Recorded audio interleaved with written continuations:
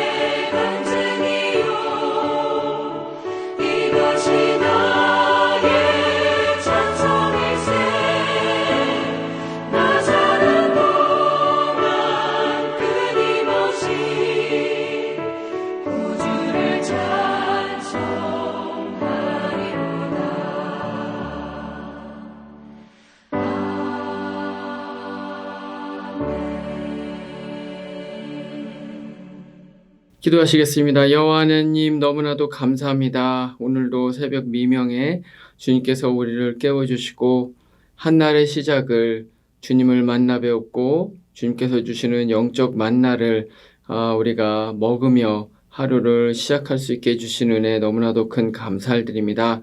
이 시간이 진실로 성령님께서 우리와 함께하여 주셔서 우리의 마음을 변화시켜 주시고 진리를 깨닫게 하여 주시고 우리의 삶 가운데 주님의 은혜를 내려주시는 시간 되게 하여 주시옵소서. 특별히 말씀을 볼 때 말씀이 깨달아지는 그러한 영적인 은혜가 있기를 소원하며 거룩하신 예수님 이름으로 기도합니다. 아멘. 이제 오늘 우리에게 주신 하나님의 말씀 찾아보겠습니다. 말씀은 사무엘하 24장 10절부터 15절입니다.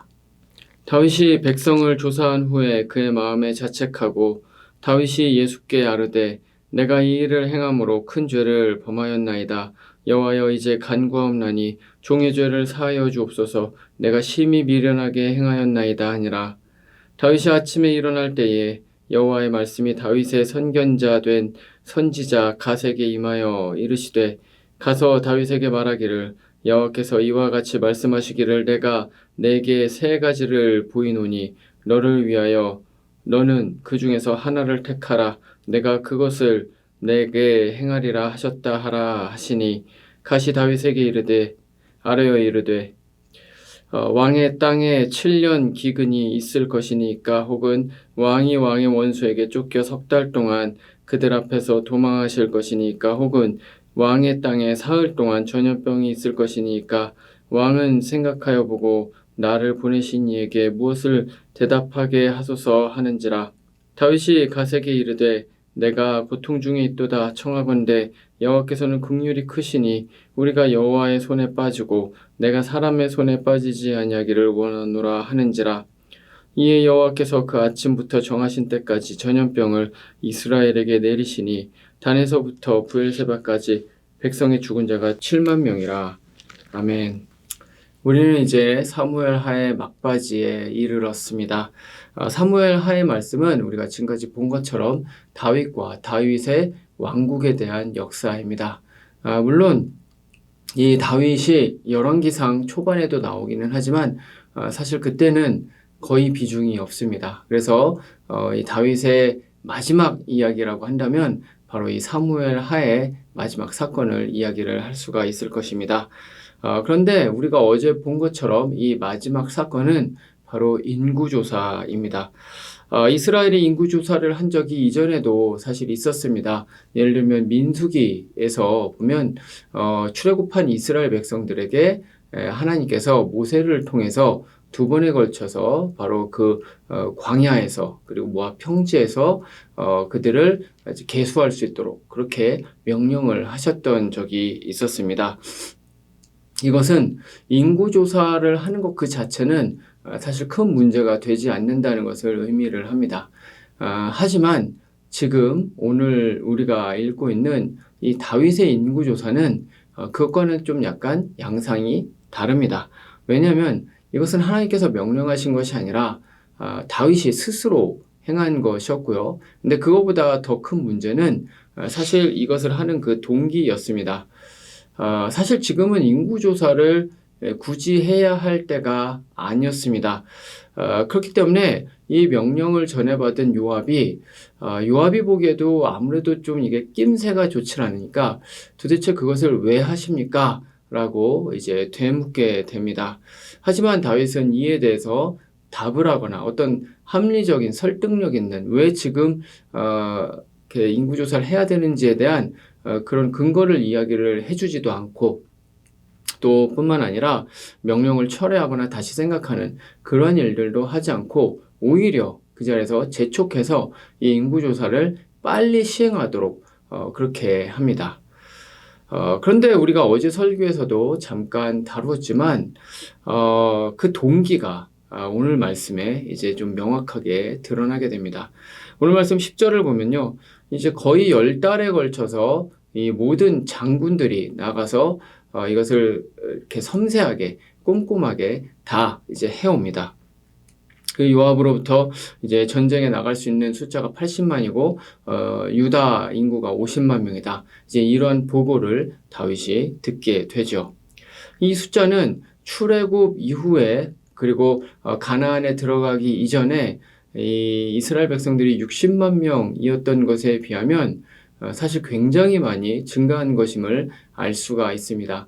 특별히 그 군인이 80만 명이 되었다는 것은 이제 주변에 있는 어떤 민족들도 이스라엘을 함부로 쳐들어올 수 없을 정도로 이스라엘은 그렇게 강력한 민족이 되었다는 것을 보여주는 것이죠. 이것은 굉장히 기쁜 소식입니다. 그런데 놀랍게도 오늘의 말씀에 보면 이 보고를 전해받은 다윗은 이것에 대해서 전혀 기뻐하지 않습니다. 기뻐하기는커녕 오히려 마음 가운데 근심이 쌓이게 되면서 회개를 하게 되는 것이죠. 왜 그렇습니까? 죄를 자각했기 때문이었습니다. 다시 말하면 이 인구조사를 하게 된 그 내적 동기가 선한 것이 아니라 악한 동기였다는 것이죠. 하나님의 나라를 위한 것이 아니라 어떤 잘못된 죄악된 동기로부터 이제 시작된 것이라는 것을 스스로 깨닫게 되었다는 것입니다. 근데 그러면 그 죄악이 무엇입니까? 바로 교만이죠. 교만은 이 성경의 창세기로부터 요한계시록에 이르기까지 처음부터 끝까지 계속해서 나오는 죄악이 바로 이 교만입니다. 뿐만 아니라 이 잠언 16장 18절에 보면 교만은 패망의 선봉이고 넘어짐의 앞잡이다. 이렇게 이야기를 할 정도로 굉장히 아주 지독한 죄악이 바로 이 교만이라는 것을 알 수가 있습니다. 그래서 우리의 신앙의 선배들도 이것을 알았기 때문에 우리 초대교회 선배들 중에서는 신앙의 선배들 중에서는 7가지 큰 죄악을 꼽았었는데 그 7가지 죄악 중에서도 가장 선봉에 있는 우두머리의 죄악이 바로 교만이다 라고 이제 그렇게까지 이야기를 했었습니다. 교만이 그만큼 지독한 죄악이라는 것이죠. 그러면 교만이 무엇일까요? 교만이라는 단어는 사실은 믿지 않는 사람들도 사용을 하는 그러한 단어죠. 그래서 이 교만이라는 단어의 사전적 정의를 보면 잘난 체하며 뽐내고 건방짐, 이제 이렇게 이야기를 합니다. 다시 말하면 이것은 뭔가 사람과의 관계 가운데서를 이제 규정을 하는 단어인 것이죠. 그런데 성경이 말하는 교만의 개념은 이런 개념과는 좀 뉘앙스가 다릅니다. 물론 그런 뜻도 포함이 되어 있죠. 사람들 앞에서 잘난 척하고 뽐내고 거드름 피우고 이런 것들도 있을 것입니다. 하지만 성경이 말하는 교만의 보다 핵심적인 그 본질적인 개념은 바로 하나님께서 마땅히 받으셔야 할 영광을 가로채는 것, 그것을 교만이라고 이야기를 할 수가 있습니다. 대표적으로 사울을 들 수가 있죠. 사무엘상 15장에 보면 사울이 하나님의 명령을 받들어서 이제 아말렉 족속을 진멸을 하는 과정이 기록이 되어 있습니다. 그래서 아말렉 족속에게 승리를 하죠. 그런데 이 승리 이후에 15장 12절에서 사울은 기념비를 세웠다라고 그렇게 기록이 되어 있습니다. 아말렉 전투를 시작하신 분도 하나님이시고 승리하게 하신 분도 하나님이십니다. 그렇기 때문에 이 모든 영광은 하나님께서 받으셔야 마땅함에도 불구하고 사울은 지금 이 상황 가운데 하나님께 영광을 돌리는 것이 아니라 어떻게 합니까? 자신을 위해서 자신의 기념비를 세웠다는 것이죠. 다시 말하면 하나님께서 마땅히 받으셔야 되는 영광을 자신이 가로챈 것입니다. 그런데 너무나도 안타깝게도 다윗이 지금 이 길을 따라가고 있는 것이죠. 다윗은 그저 베들레헴 촌동네의 양치기였을 뿐입니다.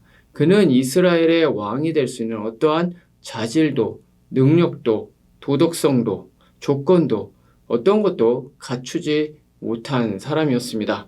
하지만 하나님께서 그를 이스라엘의 왕으로 세우셨고 그를 통해서 이스라엘을 세우시고 지금 이만큼 부강하게 만드셨다는 것이죠. 그렇기 때문에 이 모든 영광은 온전히 하나님께서 받으셔야 하는 것이었습니다. 하지만 지금 다윗은 인구조사를 하는데요. 그 인구조사, 특히 인구조사 중에 이제 군인을 조사를 하는데 그 이유가 무엇이겠습니까? 그것이 자신의 업적이라고 생각을 하기 때문인 것이죠. 자신이 열심히 싸웠고 자신이 전쟁에 나가서 패배하지 않았고 자신의 놀라운 지략으로 여기까지 왔다라고 생각을 하기 때문에 그와 같은 인구조사를 통해서 이제 자신의 업적을 드러내기를 원했던 것입니다. 다윗의 인구조사는 사울의 기념비와 형태만 다를 뿐 동기 바로 하나님께서 마땅히 받으셔야 되는 그 영광을 스스로 가로채는 바로 그 면에서는 똑같이 닮아있다는 것을 우리가 알 수가 있습니다. 이 말씀은 우리에게 아주 강력한 경고의 메시지를 줍니다. 우리 모두는 바로 이와 같이 똑같은 교만에 빠질 수가 있다는 것이죠. 우리는 일반적으로 사울을 부정적인 눈으로 바라봅니다. 하지만 사실 사울은 처음부터 그런 사람이 아니었습니다. 사무엘상 10장 말씀에 보면 이 사울이 이스라엘의 왕으로 뽑히고 추대되는 그런 장면이 있습니다. 그런데 이스라엘의 왕으로 뽑히게 되자 이 사울은 짐꾸러미 사이에 들어가서 숨습니다. 왜 그랬겠습니까? 자신은 그럴 만한 자격이 전혀 안 되는 사람이다 라고 스스로 생각을 하고 있었기 때문이었죠. 그만큼 겸손했다는 것입니다. 그래서 이 사무엘상 15장 17절에 보면 사무엘이 이렇게 겸손했었던 사람이 교만하게 변한 것을 보면서 이렇게 외칩니다. 왕이 스스로 작게 여길 그때에, 왕이 스스로를 작게 여길 그때에 이스라엘의 왕이 되지 않았습니까? 이건 어떻게 보면 한탄하면서 울부짖는 그러한 사무엘의 외침이었다는 것이죠. 다윗은 어떻습니까? 다윗은 하나님의 마음에 합한 자라는 평가를 받을 정도로 하나님께 순종하는 그러한 사람이었습니다. 사실 우리 중에 누구도 다윗보다, 아니 다윗의 100분의 1이라도 하나님을 사랑하고 하나님을 온전히 따르는 그러한 사람은 없다고 할 정도로 다윗은 이 하나님의 백성 중에서도 정말로 뛰어난 그러한 하나님의 백성이었습니다. 하지만 이런 다윗마저도 이 교만의 죄악 앞에서는 여지없이 무너지게 되는 것을 보게 됩니다. 사울도 다윗도 자신이 이와 같이 교만의 죄악 앞에서 무너지리라고는 생각도 못했을 것입니다. 특별히 다윗은 사울이 어떻게 무너졌는지를 다 알고 있었습니다. 그렇기 때문에 사울의 길을 가지 않을 것이라고 그렇게 생각을 했을 것인데, 이 겸손했었던 다윗 그리고 사울, 이 두 왕은 모두 다 교만 앞에 무너지게 된 것입니다. 교만은 정말로 그렇습니다. 저도 개인적으로 여러 가지 많은 죄악들이 있고 저도 그러한 죄악들을 지으면서 살고 또 회개하면서 삶을 살아가지만 정말 극복하기 어려운 죄악은 그 중에서도 교만이 아닐까 생각을 할 때가 너무나도 많습니다. 왜냐하면 이 교만은 마치 뱀이 또아리를 틀고 가만히 있다가 사냥감을 갑자기 확 낚아채는 것과 마찬가지로 평상시에는 마치 없는 것처럼 그렇게 우리의 마음속에 이제 잠복해 있습니다. 그러나 그것이 사실 겸손한 것처럼 보이지만 이 교만이 사라진 것이 결코 아니라는 것이죠. 그렇게 마음속에 잠복해 있다가 어떠한 상황을 맞이하게 되면 그때 교만이 불쑥 튀어나오게 돼서 우리를 넘어지게 만들게 된다는 것이죠. 그래서 평생 치료되지 않고 잠복해 있는 그러한 어떤 악성 바이러스와 같이 교만이라는 것은 늘 우리의 마음, 심연에 이렇게 자리 잡고 있다가 한 번씩 불쑥불쑥 튀어나와서 우리가 죄를 짓게 만드는 것이 바로 이 교만의 죄악입니다. 그리고 그 결과는 참혹합니다. 사울은 그로 인해서 폐위를 당했고 다윗은 오늘의 말씀과 내일의 말씀에 나오는 것처럼 무려 7만 명이 자신의 죄악으로 인해서 무려 7만 명의 이스라엘 백성들이 아무 죄도 없이 죽는 것을 눈앞에서 지켜봐야 됐습니다. 차라리 자기가 죽으면 죽었지 자기의 죄악 때문에 다른 사람들이 7만 명이나 죽는 것을 보았을 때 다윗의 마음이 얼마나 힘들고 슬펐을지 우리는 상상조차 할 수가 없는 것이죠. 교만이 그와 같이 무시무시한 죄악인 것입니다. 그렇기 때문에 우리는 이 교만의 죄악과 싸워야 합니다. 그러면 어떻게 교만과 싸울 수 있을까요? 그것은 늘 그렇지만 우리 모두의 삶의 문제의 해답이 되시는 바로 예수님께 나아가는 것입니다. 우리 예수님은 어떤 분이십니까?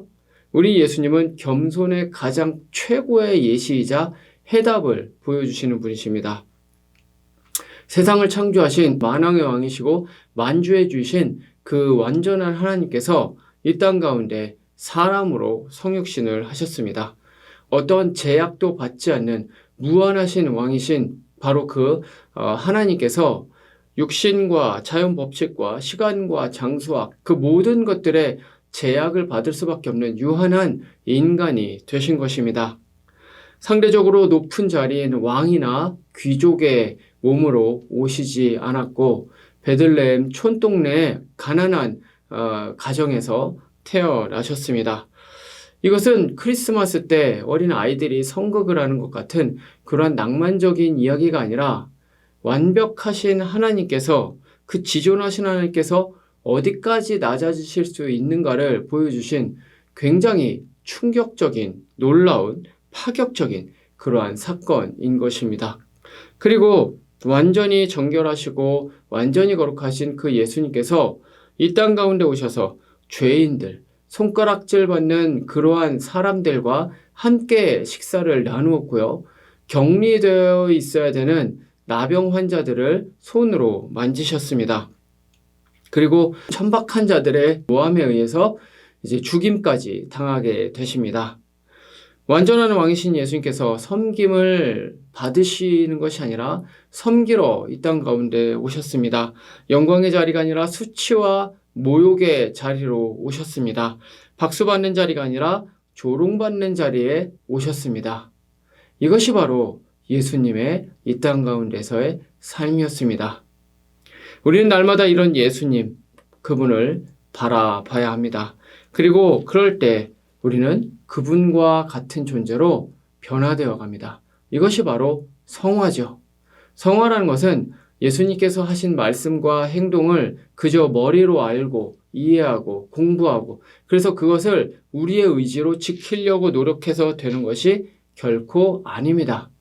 우리가 성화가 된다는 것은 날마다 예수 그리스도를 바라봄으로써 그 예수 그리스도와 날마다 신비로운 연합을 통해서 그 생명을 우리의 삶 가운데 부여받고 그래서 우리의 존재 자체가 그분의 거룩하심을 닮아가는 것을 바로 성화라고 이야기를 하는 것입니다.